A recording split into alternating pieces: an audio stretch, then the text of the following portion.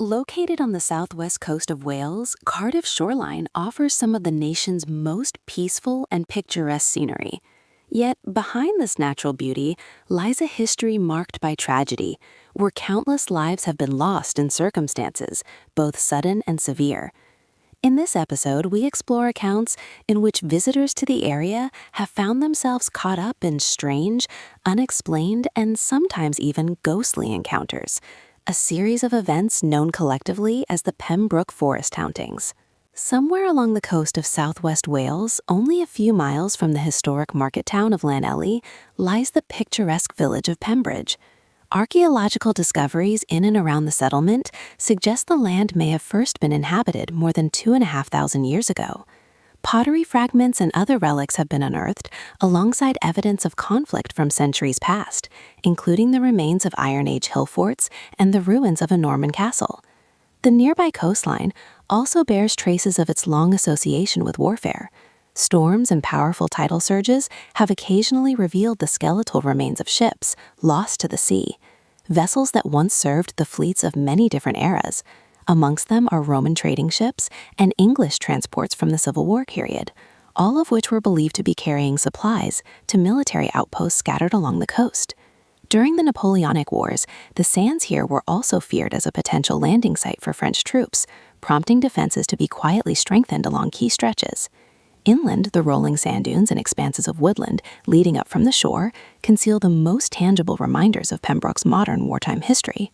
Part of this land, now freely accessible to thousands of visitors each year, was once the site of the Royal Ordnance Factory, established in the late 19th century under the control of private companies and investors. The location's isolation, due to the nature of the sheltered, undulating coastal landscape, made it an ideal site for hazardous work. With the outbreak of the First World War, the Pembridge Works came under direct government control, its workforce supplying the munitions Britain needed to sustain the war effort. A brief period of inactivity after the armistice ended abruptly with the arrival of the Second World War, when the factory expanded into a major manufacturing hub.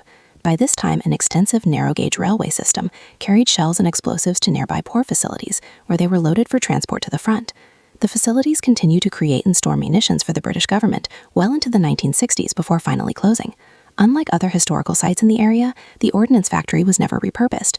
Many of its features still stand, steadily succumbing to time and the elements. Scattered across the site are concrete storage bunkers of varying shapes and sizes, where munitions were temporarily housed before shipment. Just beyond the buildings of the former RAF, Pembridge Airfield still stand, long since converted for commercial use. During the Second World War, the base played a crucial role in coastal defense. Fighter squadrons stationed here intercepted enemy aircraft, provided convoy protection, and occasionally engaged in aerial combat over the Bristol Channel.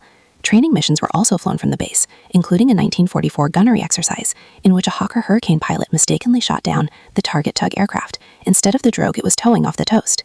Today, the peace and tranquility that draw visitors to Pembridge stand in stark contrast to the chaos, commotion, and fear that once gripped the area.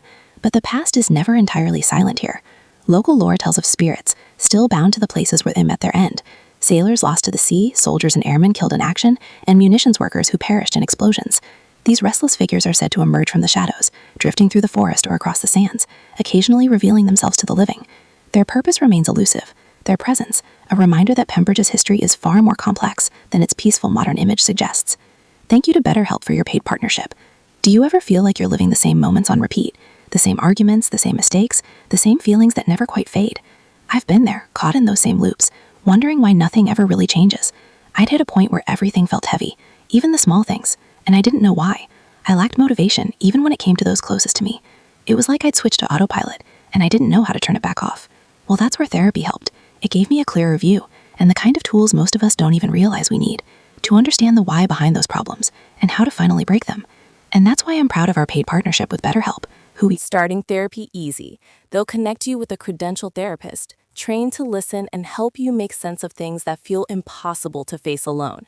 Just fill out a brief questionnaire, get matched quickly, and if it's not the right fit, you can switch anytime at no extra cost. If you think you could benefit from speaking with a credentialed therapist, click the link in the description or go to betterhelp.com/bedtime stories to match with a therapist. Using my link also gets you 10% off your first month of therapy. In the mid-1990s, a local schoolboy named Jacob Binion and his friend Alan would sometimes venture into Pembroke Woods to explore the crumbling ruins scattered throughout the site. On two previous occasions, they had followed the course of the old railway line, riding their bicycles down towards the beach before looping back inland again. But on this particular visit, they had a more ambitious goal in mind: to map out all of the surviving munitions bunkers for a school presentation they had been assigned. They arrived early on a bright summer morning, the air warm and still, the distant sound of waves carrying faintly through the trees. After securing their bicycles, the two boys began at the remains of the Royal Ordnance Factory. With a sheet of paper and a pencil, they sketched the site's outline, carefully marking what they believed to be the outer boundary. From there, they headed deeper into the woods in search of the bunkers. It wasn't long before they discovered the first cluster, partially hidden beneath decades of wild undergrowth and saplings that had grown up around the decaying concrete. The boys updated their makeshift map, jotting notes on the different shapes, designs, and conditions of each bunker they came across. By the time they had documented their fourth or fifth structure, Alan began teasing Jacob about his apparent reluctance to go inside. One caution, Jacob gave in. Alan stayed with the bicycles, whilst Jacob walked to the nearest entrance, a dark rectangular opening set into an earth bank, and stepped down a set of worn stone steps into a cool, waiting darkness. Inside, the beam of his torch revealed a surprisingly large chamber, stretching back much further than he had expected. The air was heavy, tinged with an unpleasant smell that grew stronger as he moved further inside. At first, he assumed it was the stench of a dead animal, perhaps a fox or badger, but the longer he breathed it in, the more it took on an acrid chemical edge, as if something foul had been burned here. He swung the torch beam across the bare concrete walls, searching for the source of the odor. Most of the surfaces were blank and stained with age, until the light stopped on a dark patch about halfway up the far wall. Jacob stepped closer, one hand clamped over his nose. Slowly, the shape came into focus, the imprint of a human palm, pressed firmly into the concrete and stained a deep, dried red-brown, with thin streaks where residue had run before hardening. Stepping away from the wall, still staring in disbelief at the strange, dark handprint, Jacob fought to keep his stomach under control as the foul stench, a nauseating mix of rot and scorched material, threatened to overwhelm him. Then, without warning, the gloom of the bunker was shattered by an intense blast of heat and blinding light, as though the entire roof had been torn away in an instant to let daylight pour in. Instinctively glancing down, Jacob's eyes widened in horror. His body appeared to be engulfed in flames, the fabric of his jacket and jeans bubbling and melting away, to reveal raw, blackened flesh beneath. A scream tore from his throat as he staggered backwards, collapsing to the floor. In blind panic, he rolled across the cold concrete, desperately trying to extinguish the fire and escape the unbearable, burning sensation that tore through his limbs. Forcing himself upright through the agony, he abandoned his torch where it had fallen, and half stumbled, half crawled up the narrow steps towards the entrance. Bursting into the open air, he continued to cry out in pain, until, breathless and trembling, he dared to open his tear-filled eyes. The flames were gone. His clothing was intact. There was no sign of injury. A few feet away, Alan stood frozen, staring at him wide-eyed. He had seen Jacob suddenly erupt from the bunker, flailing at his arms and legs in apparent agony, and he could only watch in shock as his friend collapsed to the ground. It was several long minutes before Jacob's breathing steadied enough for him to explain what had happened inside. Neither boy was willing to go back down into the bunker. They left the torch where it lay, abandoned their half-finished map, and cycled out of the woods without a backwards glance. Jacob never returned to Pembridge Woods after his experience. In the years that followed, he researched the history of the site, discovering grim accounts of fatal accidents connected to the munitions works. One catastrophic blast in the 1880s and another during the First World War had killed multiple workers, their bodies burned and torn beyond recognition. For Jacob, the memory of that day and the horrific visions inside the bunker became inseparable from the site's violent past.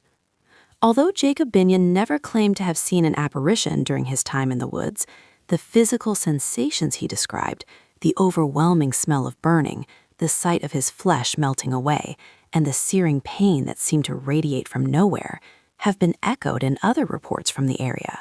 One such account emerged more than a decade later, in the summer of 2006, involving a Carmarthenshire man named Gareth Hughes and his teenage daughter Rhian. The pair had been spending a warm Saturday evening walking the woodland trails of Pembrey County Park. Their route had taken them away from the busier paths and into a section of the forest that borders the remains of the old Royal Ordnance Factory. According to Gareth, they had been talking casually as they walked. Their bodies burned and torn beyond recognition. For Jacob, the memory of that day and the horrific visions inside the bunker became inseparable from the site's violent past. Although Jacob Bynian never claimed to have seen an apparition during his time in the woods, the physical sensations he described, the overwhelming smell of burning, the sight of his flesh melting away, and the searing pain that seemed to radiate from nowhere, have been echoed in other reports from the area. One such account emerged more than a decade later, in the summer of 2006, involving the Carmarthenshire man named Gareth Hughes and his teenage daughter Rhian. The pair had been spending a warm Saturday evening walking the woodland trails of Pembrey County Park. Their route had taken them away from the busier paths and into a section of the forest that borders the remains of the old Royal Ordnance Factory. According to Gareth, they had been talking casually as they walked when Rhian drew his attention to a lone figure moving slowly along the track ahead. At first, both assumed it was another walker, possibly lost or simply taking their time to enjoy the quiet. It was only when they closed the distance between themselves and the stranger that the details began to unsettle them. Garth later described the figure as wearing clothing that was scorched and in tatters, the edges appearing frayed as though burned. What could be seen of the person's face and hands appeared dark and mottled, resembling severe burns. The figure's head was bowed slightly, and their steps were labored, almost as if they were carrying an unseen weight. Gareth called out to ask if they were all right. There was no reply, no acknowledgement of any kind. Rhian remembered that the figure slowed momentarily, turning their head just enough to give the impression they had heard, before resuming their steady pace along the path. Concerned that they might be dealing with an injured person, they quickened their steps to close the gap. Yet, as they rounded a slight bend, the figure was suddenly gone. The path ahead was straight and open for some distance, with no side trails or cover dense enough to conceal someone. In the few seconds it had taken them to reach the spot, both father and daughter stood for several moments scanning the area.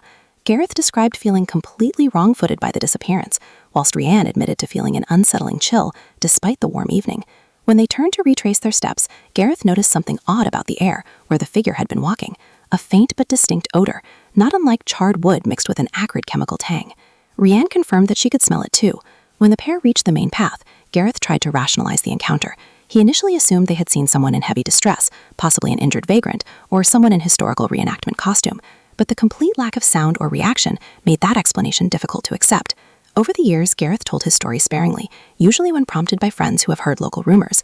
Whilst he stopped short of saying outright that it was a ghost, he remains adamant that what they saw could not have been a living person in ordinary circumstances. Gareth and Rhian's encounter fits into a small but consistent pattern of reports from within Pembrey Forest, involving figures that appear burned or charred.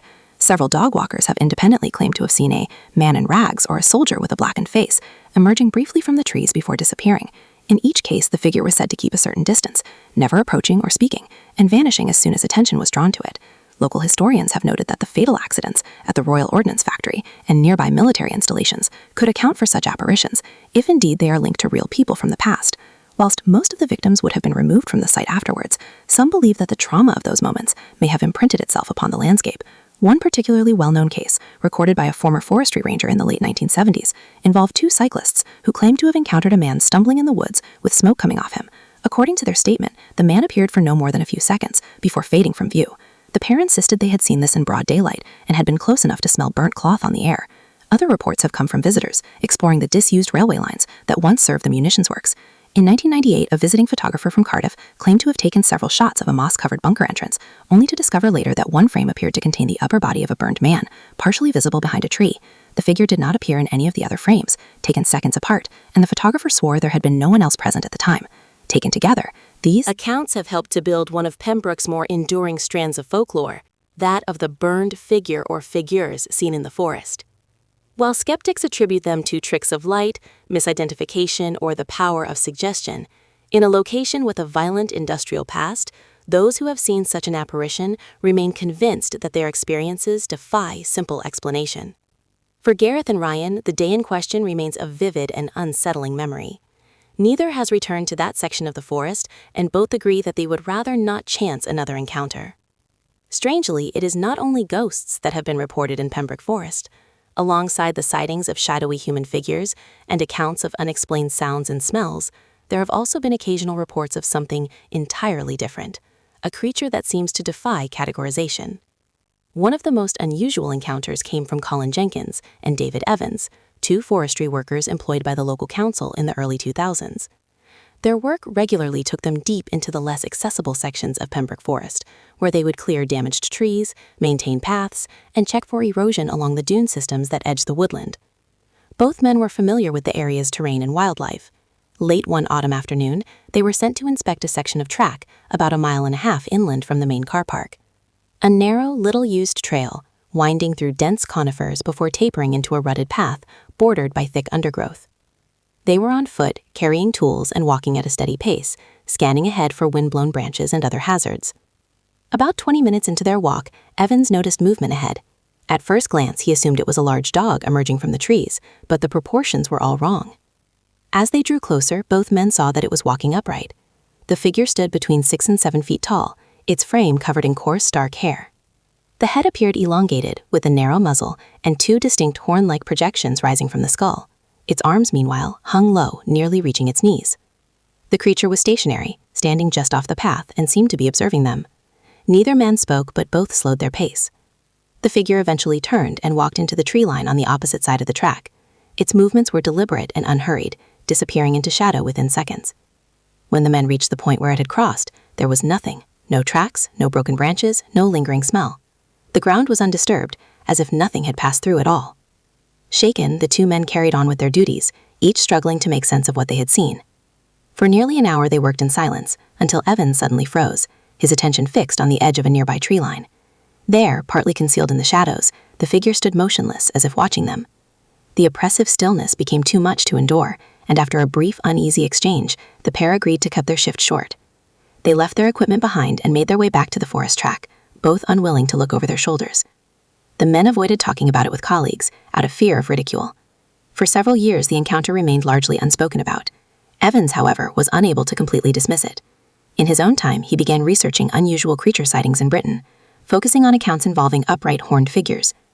During his search, he came across the Hexham Heads case from the 1970s. In that incident, 2 brothers in Northumberland unearthed small carved stone heads in their garden.